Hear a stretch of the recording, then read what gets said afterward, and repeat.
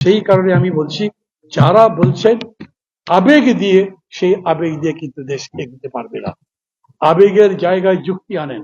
আবেগ লাগবেই, পরিবর্তন করতে চাইলে, বিপ্লব করতে চাইলে, সমাজ বদলাতে চাইলে আবেগ লাগবে, ত্যাগের আবেগ, জীবন দেওয়ার আবেগ। যেই কারণে আমরা শেখ হাসিনার মতো এত বড় জালিমকে পরাজিত করতে পেরেছি। আমাদের ওই আবেগ এখনো লাগবে দেশ গড়বার কাজে, কিন্তু সেই আবেগের মধ্যে যুক্তি থাকবে। আপনি যদি বলেন আগে সমস্ত অপরাধীদের বিচার হোক, এই যারা এতগুলো মানুষকে হত্যা করেছে তাদের বিচার হোক, বলেন তো বিচার করতে কতদিন লাগবে? সুব্রত দেখেন আছেন, আইন উনি আমার চেয়ে ভালো বোঝেন, কিন্তু আমি বুঝি একটা মামলা সে তো 10 বছর লাগে, তো 10 বছর পর্যন্ত ভোট হবে না? ধুলো, ময়লা ও ক্ষতিকর ধূলিকণা থেকে নিমিষেই মুক্তি দেয় চৌধুরী এয়ার পিউরিফায়ার। এর শক্তিশালী সাকশন ঘরের কোনায় কোনায় লুকিয়ে থাকা সকল ধুলা টেনে ফিল্টার করে এবং বের করে আনে নির্মল ও স্বাস্থ্যকর হাওয়া। কি করবেন এখানে? একটা কি রকম কথা উঠেছে, সরকার পক্ষ থেকে বলা হচ্ছে আওয়ামী লীগ আমরা ব্যান করতে চাই না। কেউ বলছেন আওয়ামী লীগের অনেক ত্যাগ আছে, তাদের বাদ দেবেন কেন? আর খোদ ডক্টর মোহাম্মদ ইউনূস বলছেন আমি অন্তর্ভুক্তিমূলক নির্বাচন চাই, অন্তর্ভুক্তিমূলক রাজনীতি চাই। তো অন্তর্ভুক্তিমূলক রাজনীতি যদি করে তাহলে আওয়ামী লীগ আসবে এটার মধ্যে? আওয়ামী লীগ যদি নির্বাচনে দাঁড়ায় সারা বাংলাদেশে আগুন জ্বলবে। এটা হলো মানুষের সেন্টিমেন্ট। এই আবেগকে আপনি আবার অস্বীকার করতে পারবেন না। শেখ হাসিনা বলেছেন আমি জাতির উদ্দেশ্যে ভাষণ দেব, মানুষ বাড়ি পুড়িয়ে দিয়েছে। রাইট, আমি বাড়ি পোড়াবার পক্ষে নই, আমি এরকম হামলা করবারও পক্ষে নই, সরকার বুলডোজার দেবে সেটারও পক্ষে নই, কিন্তু শেখ হাসিনা যে অন্যায়টা করেছেন সেই অন্যায়ের প্রতিফল এইরকমই হবে। শেখ হাসিনার বোঝা উচিত, এটা শেখ হাসিনার বোঝা উচিত, ভারতের বোঝা উচিত। আমাদের সরকার যখন ভারতের প্রতিনিধিদের ডেকে বলেন ওকে চুপ করে থাকতে বলো, আর এর আগে 4-5 মাস আগে ডক্টর ইউনূস যখন তাদের বলেছেন আপনারা জায়গা যখন দিয়েছেন থাক, চুপচাপ যেন থাকে, কথা যেন না বলে, এই জায়গা শক্ত করে ধরে থাকেন। তারপরে আমি বলি এখন হিংসা বিদ্বেষের সময় নয়, এরকম নয় শেখ হাসিনা উস্কে দিলে আমরা সব রেগে যাব। আমাদের শান্ত সমাহিত একটা পরিবেশ লাগবে, যেটা ভোটের পরিবেশ।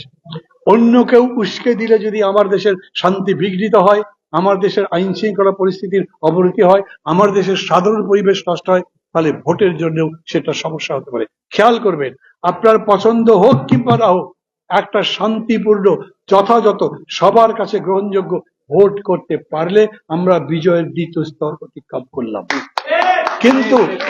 কিন্তু যদি ভোট না হয় তাহলে অন্ধকারের শক্তি আসবে, তারপরে আবার ভোট কত দিতে পাবেন তা জানি না। ওই যে ওখানে ভোট দেবার সময় কে বললো, নামটা ভুলে গেছি, বললো যে আমার বয়স এখন 32, আমি আজ পর্যন্ত ভোট দিই নাই।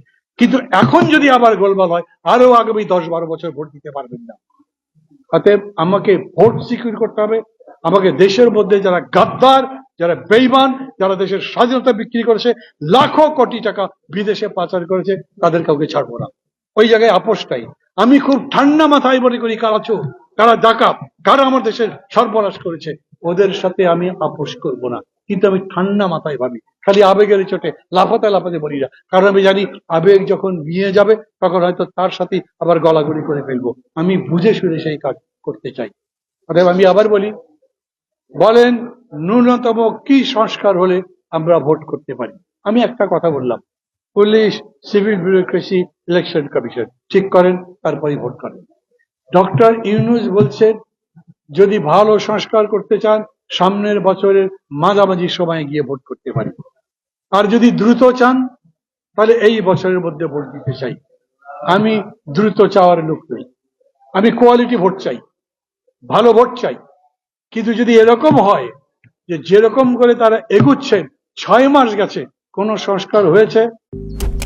মালয়েশিয়ান প্রযুক্তিতে তৈরি অত্যাধুনিক cleaning machine modern vacuum cleaner যে কোনো ধরনের ধুলো ময়লাকে পরিষ্কার করে ঘরকে করে তুলুন চকচকে ও আকর্ষণীয়। Modem, brand of luxury. একজন আইজি পালিয়ে গেছে, আর একটা আইজি দিলেন, তার নাম সংস্কার? একটা আইজি চলে গেছে, একটা ভালো আইজি দিয়েছেন, ওই ব্যাপারটা ডাকাত ছিল কিন্তু এই লোকটা ভালো, তাহলে আমি বলবো হ্যাঁ একটা ভালো কাজ হয়েছে। আমি যদি দেখি পুলিশ বাহিনীর অ্যাটিটিউড বদলে গেছে, আমি যদি দেখি থানায় থানায় পুলিশ জনগণের সাথে কোঅপারেট করে, আমি যদি দেখি অফিস আদালতে গেলে সেখানকার কর্মচারী কর্মকর্তা সাধারণ মানুষের সাথে ভালো ব্যবহার করে, আমি বলবো হ্যাঁ দেশের একটা সংস্কার হয়েছে। কিন্তু ওরা যদি দেখলেই দেখে না, তাকায় না, তলে তলে যদি টাকা দেন তাহলে কাজ করে, ওই প্রশাসন দিয়ে ভোটও করতে পারবেন না। বদলাতে হবে আমাকে, এবং এই বদলটাই তো আমাদের স্লোগান ছিল এই জুলাই আগস্টের অভ্যুত্থানের মধ্যে। আমরা কি বলেছিলাম? নতুন বাংলাদেশ চাই। নতুন বাংলাদেশ মানে পুরনো যা জরা জীর্ণ ক্লেদাক্ত দূষিত, যেগুলো মানুষের জীবনকে নষ্ট করবার জন্য যথেষ্ট, সবগুলো বদলে দিতে হবে ধীরে ধীরে, এবং এটা একটা ধারাবাহিক ভাবে চলবে।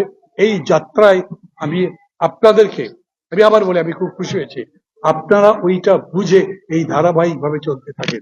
অল্প দিনের জন্য বিপ্লবী থাকা যায়, কিন্তু অল্প দিনের জন্য লড়াকু থাকা যায়, কিন্তু বেশি দিনের জন্য লড়াকু থাকা, বেশি দিনের জন্য বিপ্লবী থাকা, বেশি দিনের জন্য দেশের জন্য কাজ করাই হলো বড় কথা। কারণ অল্প দিনই, তাতে কোনো পরিবর্তন হয় না। এই যে যুবকরা এখন আসছে, যে ছাত্ররা এখন আসছে, তারা ধারাবাহিক ভাবে এই পরিবর্তনের লড়াইটা যখন করবে, তখন নিশ্চয়ই দেশের পরিবর্তন